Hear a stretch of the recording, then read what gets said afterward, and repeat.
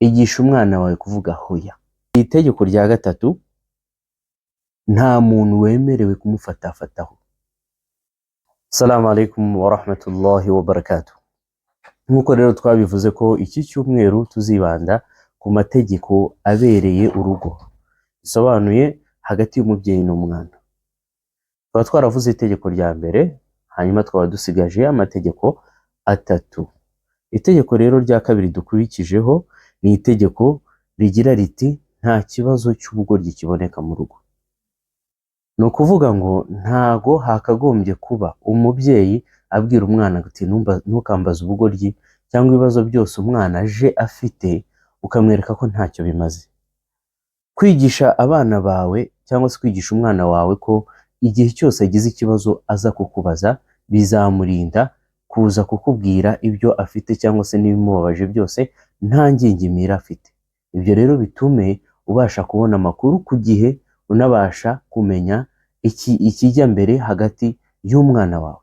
Benshi bahura n'ibyo ngibyo wenda ntibabikoreshe uko biri, birangira bahuye n'ikibazo cy'umwana kuba afite ikibazo gikomeye, ariko kubera ko yirirwa abwirwa ngo ni ubugoryi, ntukabaze ubusa, ibintu nk'ibyo ngibyo bigatuma adakora iki, atabasha kuguha amakuru ku gihe.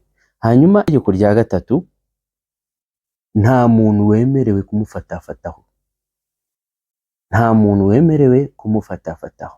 Umwana murabizi ko abantu bose baba bamufata, abantu bose baba bamufata bose abisanzuyeho, ariko muri iki gihe bitewe n'ubugome bwagezeho n'ubwangizi busigaye buriho, ntago umwana yakagombye kuba afatwaho n'uwo ari we wese. Ni ukuvuga ngo ni ukumwigisha umwana wawe ko gufatafataho bitari byiza, gufatafataho umwana uko ubonye bitari byiza, ari nako kuboneraho kwigisha umwana wawe ko abantu baje mu rugo ntago ariko bose babicaraho. Hari ukuntu umwana abona abashyitsi baje akaza agahita bicara hejuru, haba umugabo haba umugore, ku mwana w'umukobwa cyangwa se ku mwana w'umuhungu. Ntago ari byiza rero kuba umwana yaza ngo bamufatafateho cyangwa se yicare hejuru y'aba ari bo bose baje mu rugo. Hanyuma itegeko rya kane ari ryo rya nyuma, igisha umwana wawe kuvuga hoya cyangwa se bihagarare.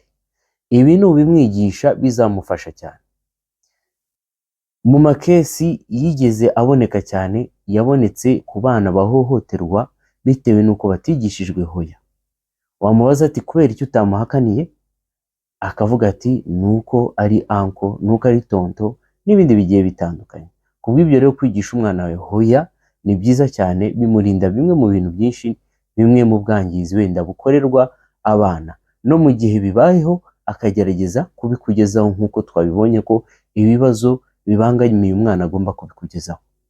Kubw'ibyo rero wenda naho dusoreje kuri ibi bibazo bine twarebye muri iki cyumweru, bishobora kugufasha wowe yewe mubyeyi, bigafasha n'umwana wawe kukubwira ibyiyumviro bye, hanyuma ukabasha kumukosora ugendeye ku makuru aguhaye.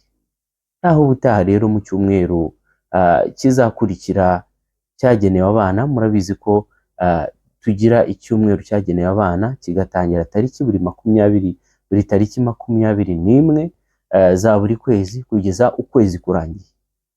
Ibitekerezo byanyu rero birakenewe, watuganiriza, watubwira ibikenewe, wenda tuzareba ubutaha, ndetse tukazajya tureba n'uburezi n'uburere twifashishije Qur'ani ndetse n'imigenzo y'intumwa y'Imana, ndetse n'ibindi bigenda bidufasha nk'uburezi, nk'amasomo agiye atandukanye, kugira ngo tubashe kurera abana bacu mu buryo bw'imyemerere no mu buryo bw'ubuzima busanzwe, ndetse n'ikinyabupfura n'umuco ubereye umwana w'umunyarwanda, by'umwihariko w'umuyisilamu.